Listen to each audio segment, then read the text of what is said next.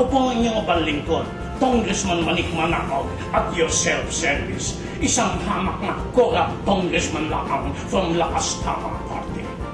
Alam niyo, ang aking pork barrel o CDF ay ginagawa kong SDF, Self-Development Fund. Pero napakasinop ko naman dahil wala namang project na hindi nadaan sa akin. Ay siyempre, may SOP lahat yan. Hindi yan sex on the phone, kundi Standard Operating Procedure. In short, TKP, taga kada project. At sa halos 20 taong kong panunungkulan, ay wala naman akong naipasa kahit isang batas ay.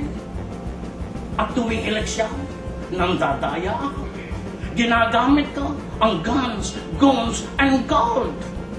Sa 2010, kandidato na naman ako. At hihingin ko na naman ang mga boto ninyo. Ngayon, pag nanalo pa naman ako, ay anong klaseng tao naman kaya? Aba, ay huwag magpagayong-gayon lang. Kumilos na kaya. Labanan ako! This commercial is brought to you by the corrupt friends and relatives of Congressman Manik Manao.